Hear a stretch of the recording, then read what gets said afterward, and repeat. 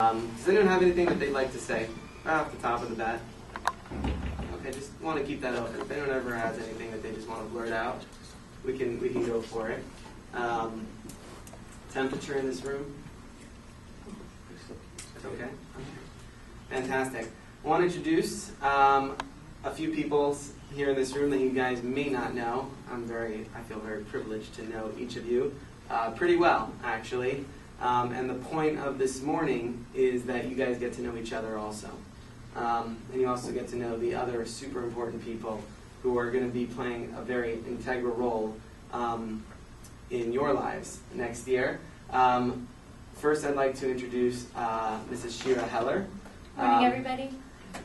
And as you'll see in the notebooks, we tried to include a speaker's bio. Shira is the newest addition to the fellowships, even newer than all of you guys, and you're enrolling in the fellowship. Shira is going to be the program manager for the fellowship program next year. I am moving into a different position. We're all still going to be very, very involved. It's really a result of the success of the program. And as we grow, as we want to make sure everyone receives the attention they need and deserve, we've expanded our staff.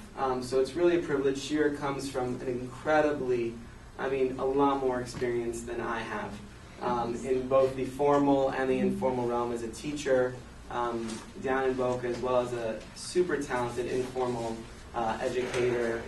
Throughout her career, she worked at the Boston University Hillel. She was on the educational staff, ran programming for college students, as well as most recently at MJE at the Manhattan Jewish Experience. So I want to just welcome Shira aboard. She's going to be super involved with all the programming. Get to know Shira. She'll be an incredible resource for you.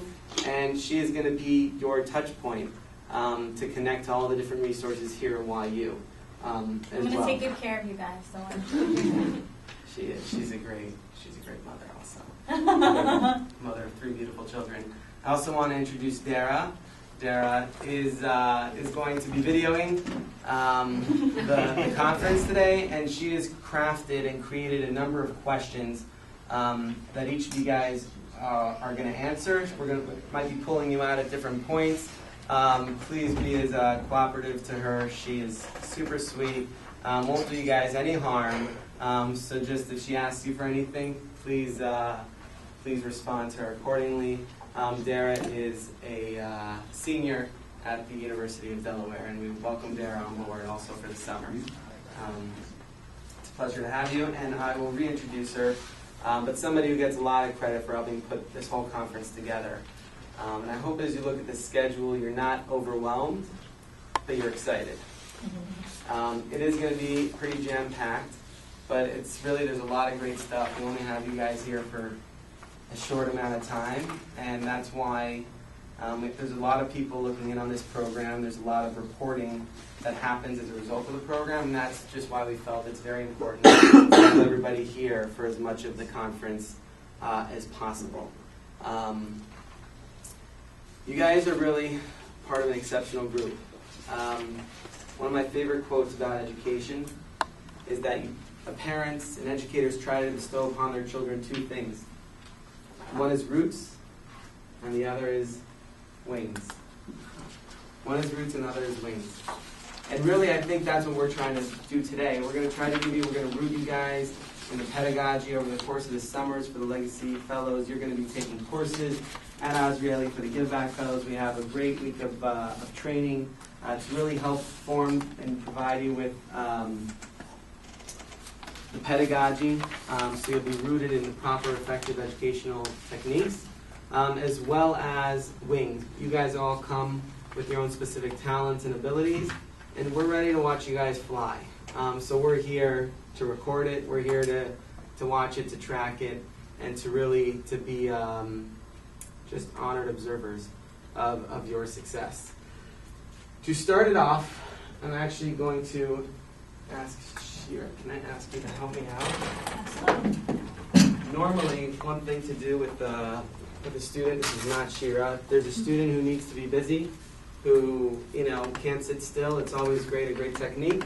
If you have something that they can do in the class, you ask them if they can help you put It's not stuff on the true. board. Joey knows I have trouble sitting still, actually, so he's just being nice to that. So we're going to go around the table. I just want to put these few things up on the board just to get to know each other a little bit better.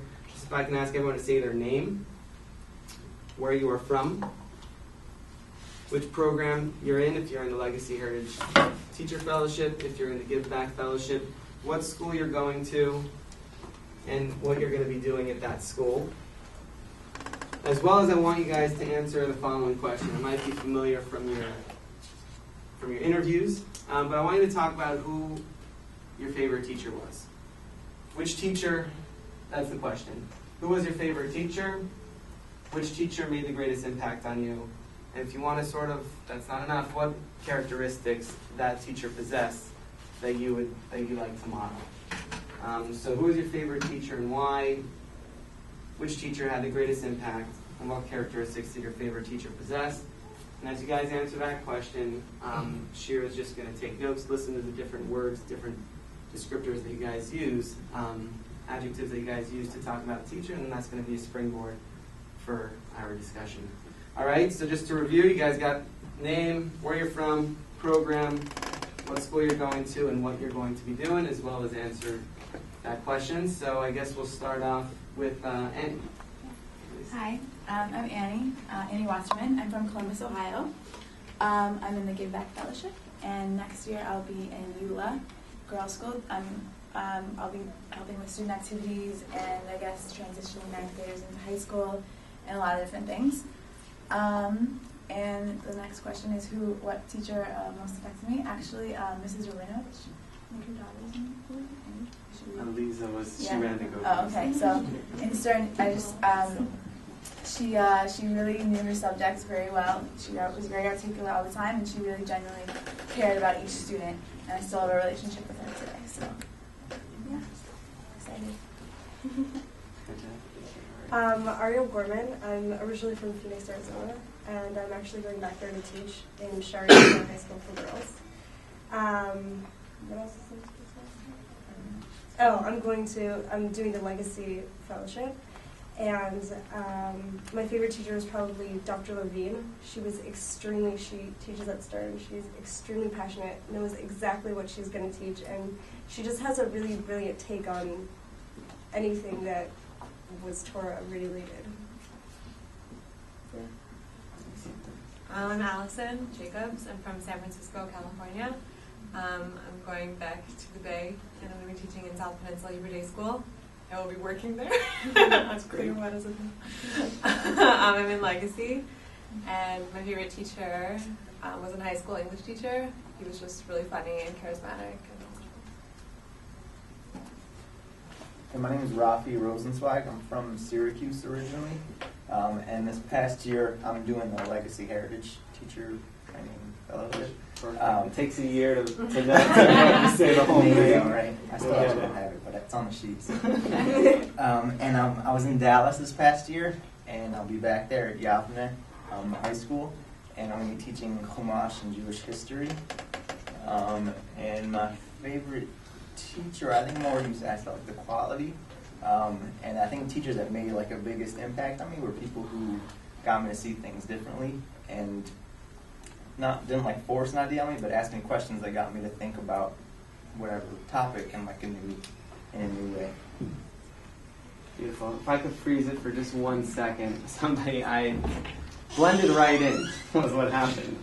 I neglected to introduce a very special person, somebody who you guys don't even know how much he's helped the fellowship program, but Mark Fine is sitting here, and he's actually writing stories on the fellowship program. He's really helped us think about the PR, how we're going to get all the amazing work that you guys are doing out there to the world.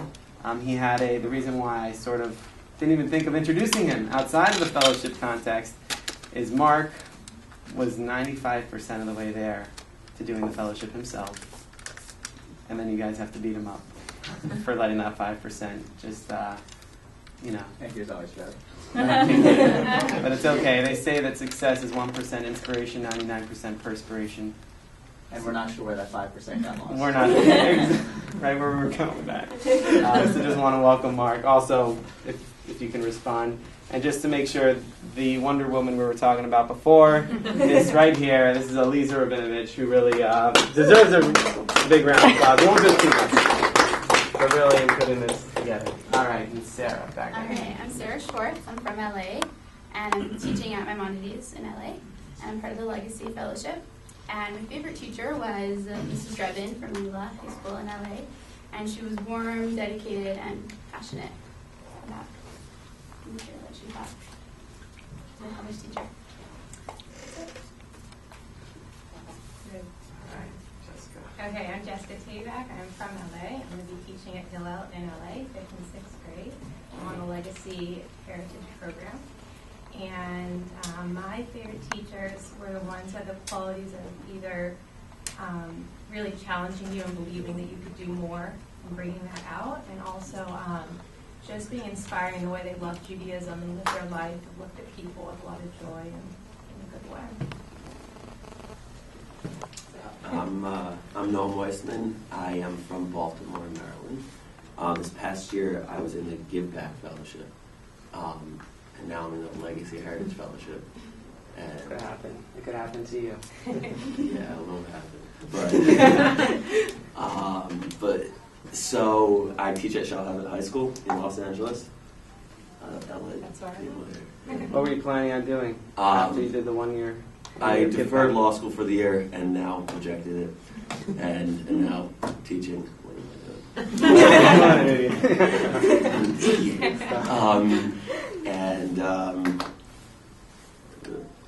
I've had a lot of great teachers, primarily in college, but I guess the type of teacher that I looked up to is similar to what Rafi said, which is like kind of like provoking a certain way of thinking and an open-minded approach in which the student has the opportunity to make decisions on their own.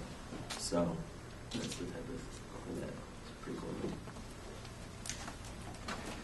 My name is Ray Suffren. I currently teach at the Eula Boys High School in Los Angeles. I'm going into year 2. I think one of the most influential teachers that I've had was in high school. It's not his name, but Rabbi Feldman was inspirational because he did something better than I think any teacher I've ever had. He always smiled. He was always happy to be in class. And I think that sense of happiness permeated as far as the whole ambiance and atmosphere of the classroom. It made things very effective. Daniel Lowenstein from Woodbury, New York. I will be teaching in Skokie at the Fazman Shiva High School, better known as the Yeshiva, next year. A Legacy Heritage Teacher Training Fellow.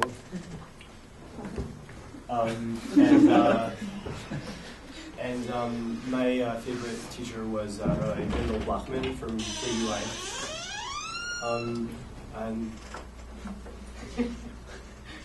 And the reason for that was twofold. One, because when he was talking about ideas, he would always make them come alive with very thorough, evocative descriptions of things, really brought you into something, made you feel it.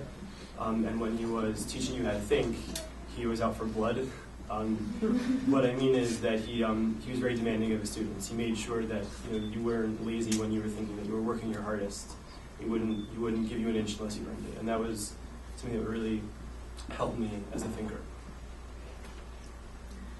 I'm Aaron Kogut. I'm originally from Montreal. I'm taught this past year in San Diego, and I'm going to be teaching this coming year in Philadelphia at Stern Hebrew High. Again, as a Give Back Fellow. So year number 2 is Give Back Fellow. The best part of the DAD program. Very flexible, adapts, like we should all be with our students and our own approaches to education. I'm setting up for that, sorry. So I'm going to be doing student activities and teaching Navi next year. I think the teacher that influenced me the most was Rabbi Hagler, who is a star in Jewish education today. And I think what made him so unique and so special was just that he was involved inside and outside of the classroom. There was just that genuine sense of warmth and caring that he had, on top of the fact that he really made sure that we all knew exactly what was going on in class and really made sure that everybody followed, and that he really just knew his stuff really, really well. So I just think all around he was amazing. My name is David Kogut. I'm also from Montreal originally. I moved to Seattle about a year ago. I was part of the Give Back Fellowship and taught at the Seattle Hebrew Academy over there. And I'm now going to be part of the Legacy Heritage Teacher Training Fellowship, despite my offers from NASA and law school and everything like that. So I decided to continue. My favorite teacher, I've had a lot of great teachers, I'm very fortunate about that, but I guess the one that I'm thinking of right now is a teacher I had in 5th grade. His name was Mr. Kelly, not a Jewish teacher, but this guy, I guess, just got it. He established great relationships with every single student on a personal basis, and he was really like an inspiring man to look up to, and because of the relationship that he established with every single one of his students, we were excited to go see him in school every day and really wanted to listen to him just talk to us forever and teach us, and nothing he could do was ever boring, just because we thought he was an awesome guy, and I guess that's sort of what I strive to do. My name is Herschel Joseph. I'm originally from Los Angeles. I'm in the Legacy program. Next year I'll be teaching in Skokie Hebrew Day School in Skokie, Illinois. I'll be teaching social studies in Chumash and Dinim. My favorite teacher was Rabbi Avi Schneider. I was at Gross with him. And I was like, that's really awesome. Go on. He was by far my most amazing teacher. He was involved with students inside and outside the classroom. He made sure that he knew you on a personal level, and he got guys really excited about learning, so that they wanted to learn even outside of the classroom with him.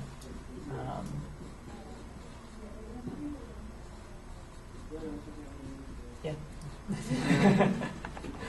Okay, this is great, and I think, and thank you, Shira. Can I add one Please. thing? Yeah, totally. When I think about my favorite teachers, a lot of these qualities also come up, but there's one quality that was present in every teacher that I admired that's not on the board, and I want to put it there, and that is fairness. So the best teachers I had were teachers who punished when, or had consequences when consequences were appropriate for everybody, and praised everyone who needed to be praised appropriately. And you always knew, you never had to guess who you were going to find when you came into school, that there was a predictability and a consistency there that was very reassuring. That's great. And actually, Dr. Glanz, who we're going to hear from later, when you talk about ethics in the classroom, there really are a lot of ethical issues, even she was sort of touching upon one peripherally, with giving certain students more of your time than the other students, and you're, so to speak, being paid to provide everyone with an education, and then that's where differentiated instruction comes in, where you might have to differentiate. You make each of your lessons a little bit different for each of the student bodies within your classroom to meet each one of their needs. So differentiated instruction is an important thing when it comes to the ethics in the classroom. Perfect. So as we look at this list, I think we really captured it. I think we captured the teacher who cares about their students, who knows their subject matter. We call that content mastery. Who's funny, who's charismatic. One of the things we're going to talk about in webinars is preparation. Preparation is key, and that's really what you guys are here for. Great, effective teachers is a prepared teacher. Yes, you have to be able to improvise, and yes, you have to be able to go with the flow, but yes, you have to know what your goal is for that class. And really, I've seen, I've sort of, I didn't quite get to formulate it entirely, but I really believe good teaching is also just being a good human being. And when I say that, I mean a good human being and a successful human being carries the same characteristics throughout whatever it is that they're doing. You know, when you think of a good teacher listens. A good human being will listen to the person that's talking to them. You pay attention. You're going to meet them. You're not going to project yourself onto them. You're going to meet them where they're at. You're going to appreciate the fact that there are multiple intelligences. There are different ways of thinking about something. And another thing that successful people, every book on success will tell you, you got to have goals. We'll talk about SMART goals a little bit later on. But you got to know where you're going, and every lesson plan, really sum up all your Azrieli classes. Not that I can sum up all your Azrieli classes, but have goals, have an outcome, know where you're going, and then make sure that those goals meet each student. They tap into different levels of thinking. You're familiar with Bloom's taxonomy, not just memorization, not just content knowledge, but being able to synthesize, being able to translate a certain concept to somewhere else. All those things are very important. Asking good questions, being warm, caring, and these are just as important over here, but you guys can see them. What I want to, I hate people that read PowerPoints, I'm sorry, so I'm trying to avoid being that person. It's interesting how, I don't know, people who have been teaching, anybody utilize PowerPoints in their classroom? And how do you find them in terms of as a teaching tool? Do you find yourself reading off the PowerPoint? What do you do? No, they act as my notes. They also act as like a pace guide for myself, so I know where I'm going, make sure I don't miss anything or forget anything. It's also good for visual learners. You want to just talk about that a little bit? Students have a lot of different ways of learning. There are some students that if they hear you and you're saying it, then they get it, they write it down, and they're finished, and you can move on. But not all students learn like that. There are students who need to be doodling and doing something else. There are students who need to be seeing something physically on the board. They need to have picture diagrams. Some students need a combination of audio-visual. There are some students who literally have to fiddle with things while they're learning in order to actually grasp the material. There are tons of different ways that students learn, and I found that PowerPoint was able to synthesize a couple of different things. I was able to include movies and pictures and notes along with me talking. So that's great. So you guys all have note cards in front of you. What I want to ask you guys to do, just take a few minutes, and I'm going to ask you guys to write down one thing that you would like to get from either your summer here at Azrieli, or one thing that you would like to walk away from this conference. One thing maybe you were expecting to get, to receive, to be able to go into your school with, something that you would like to have a takeaway from the next couple of days. So if you guys could just think about it. The most important thing that you feel you need work on, maybe it could be something you feel is super important to teaching. So you might not even know what you want to ask for, and that's what you're here for. But I'm going to put that out there. Just take a minute or two and to write that down on the back. What's that? On the blanks, if you start already, it's fine, but on the blank side, we're going to use the front for something else.